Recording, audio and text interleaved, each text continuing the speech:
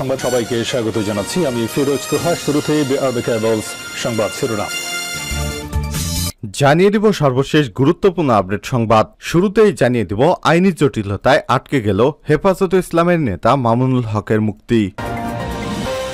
এরপর জানিয়ে দিব ওবায়দুল কাদেরের বক্তব্য নিয়ে যা বললেন বিএনপি সিনিয়র যুগ্ম মহাসচিব অ্যাডভোকেট রুহুল কবির রিজভী। এদিকে দুই চেয়ারম্যান প্রার্থীর সমর্থক পুলিশ ত্রিমুখী সংঘর্ষ, গুলিবিদ্ধ সহ আহত 5। পাবনার সুজানগর উপজেলায় দুই চেয়ারম্যান প্রার্থীর সমর্থক এবং পুলিশের সঙ্গে ত্রিমুখী সংঘর্ষের ঘটনা ঘটেছে। এতে 2 জন গুলিবিদ্ধ সহ অন্তত 5 জন আহত হয়েছে। এই ঘটনায় 3 জনকে দেশীয় অস্ত্রসহ আটক করেছে পুলিশ। জানিয়ে দিব উপজেলা নির্বাচন নিয়ে মন্ত্রী এমপিদের সতর্ক করলেন প্রধানমন্ত্রী শেখ হাসিনা। আসন্ন উপজেলা পরিষদ নির্বাচনে কোনো ধরনের প্রভাব বিস্তার না করতে দলীয় এমপি মন্ত্রীদের আবারও সতর্ক করেছেন প্রধানমন্ত্রী শেখ হাসিনা। জানিয়ে দিব উপজেলা নির্বাচনে গজারিয়ায় 2 প্রার্থীকে শোকজ। মুন্সিগঞ্জের গজারিয়ায় আগামী 8 মে প্রথম ধাপে 6ষ্ঠ উপজেলা পরিষদ নির্বাচন অনুষ্ঠিত হবে। সেই লক্ষ্যে কাজ শুরু করে দিয়েছে নির্বাচন কমিশন। এবং সর্বশেষ জানিয়ে দিব ইহুদিবাদী ইসরায়েলের সঙ্গে সব ধরনের বাণিজ্য বন্ধ করল তুরস্কের প্রধানমন্ত্রী রেসেপ তাইপ এরদোয়ান। ফিলিস্তিনে গাজা অবরুদ্ধ উপত্যকায় ইসরায়েলের বিরুদ্ধে যুদ্ধের প্রতিবাদে দেশটির সঙ্গে সব ধরনের বাণিজ্য স্থগিত করেছে তুরস্ক। ছোটই উপত্যকায় ইসরায়েল নিরবিচ্ছিন্ন এ পর্যন্ত ত্রাণ সহায়তা প্রবেশের অনুমতি না দেওয়া পর্যন্ত এই নিষেধাজ্ঞা বলবৎ থাকবে। শুক্রবার 3 মে তুর্কি বাণিজ্য মন্ত্রণালয়ের বরাতে এসব তথ্য জানিয়েছে বিবিসি। প্রিয় দর্শক, এতক্ষণ শুনছিলেন সংবাদ শিরোনাম, এবারে বিস্তারিত।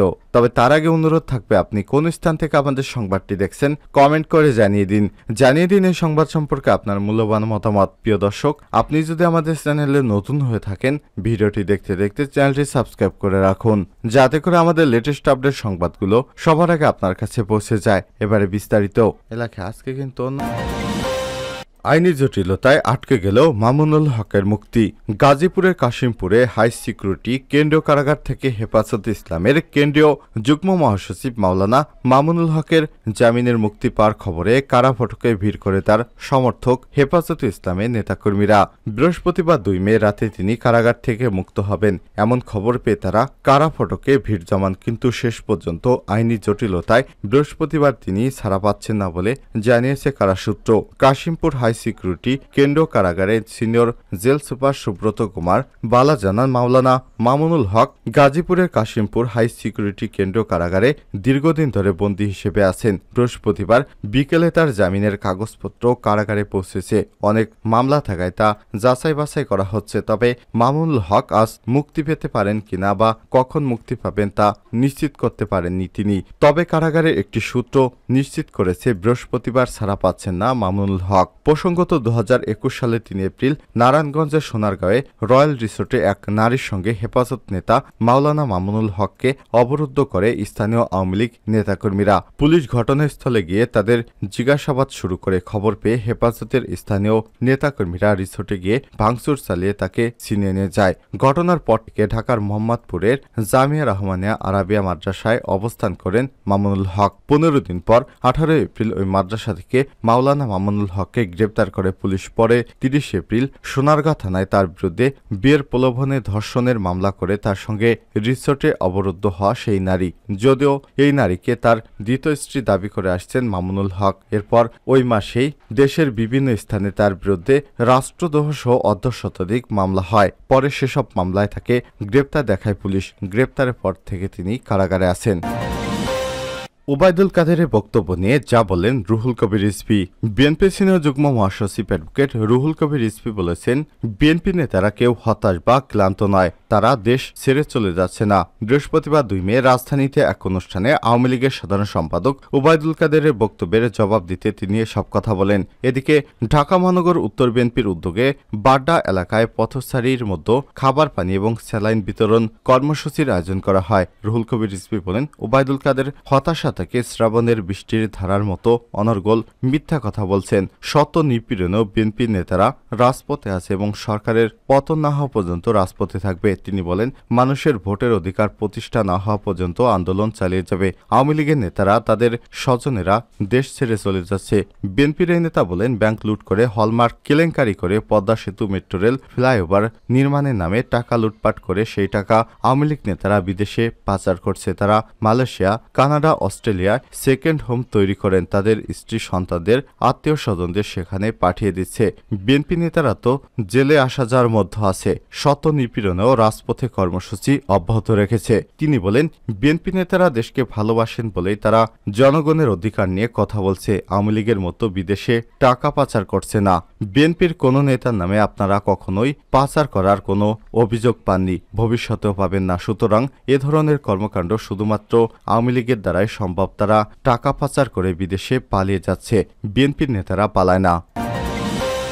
দুই চেয়ারম্যান প্রার্থীর সমর্থক পুলিশ, ত্রিমুখী সংঘর্ষ, গুলিবিদ্ধ সহ আহত 5। পাবনা সুজানগরে উপজেলায় দুই চেয়ারম্যান প্রার্থীর সমর্থক এবং পুলিশের সঙ্গে ত্রিমুখী সংঘর্ষের ঘটনা ঘটেছে। এতে 2 জন গুলিবিদ্ধ সহ অন্তত 5 জন আহত হয়েছেন। এই ঘটনায় 3 জনকে দেশীয় অস্ত্রসহ আটক করেছে পুলিশ। বৃহস্পতিবার 9 মে রাতে সুজানগর উপজেলায় ভাইনা ইউনিয়নের কালিমোড় এলাকায় এ দুর্ঘটনা ঘটে।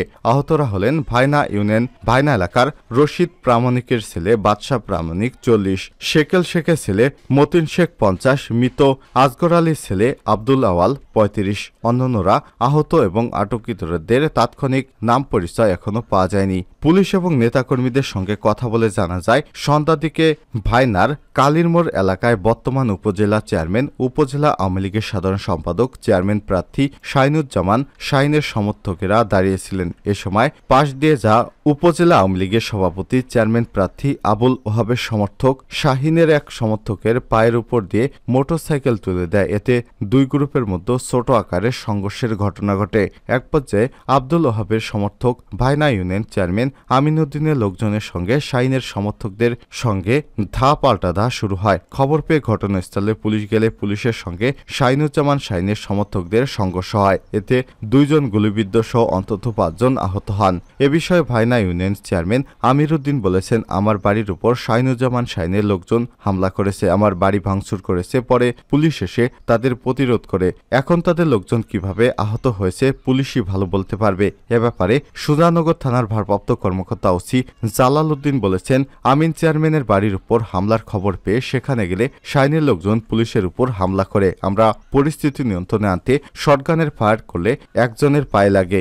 ঘটনাস্থল থেকে 3 জনকে দেশীয় অস্ত্রসহ আটক করা হয়েছে। তবে হামলার জন্য আমিন চেয়ারম্যানকে দায়ী করে চেয়ারম্যান প্রার্থী শাহিনুজ্জামান শাহিন বলেন, ভোট নিয়ে কথা কাটাকাটির এক পর্যায়ে একজন প্রার্থী আমিন চেয়ারম্যানের নেতৃত্বে আব্দুল মজিদ নামের আমার এক সমর্থককে মারধর করে। এটা নেই উত্তেজনা। পরে আমিন চেয়ারম্যানের নেতৃত্বে আমার লোকজনের উপর গুলি চালানো হয়। এতে আমার কয়েকজন সমর্থক গুলিবিদ্ধ হয়ে আহত হয়েছে, তাদের হাসপাতালে ভর্তি করা হয়েছে।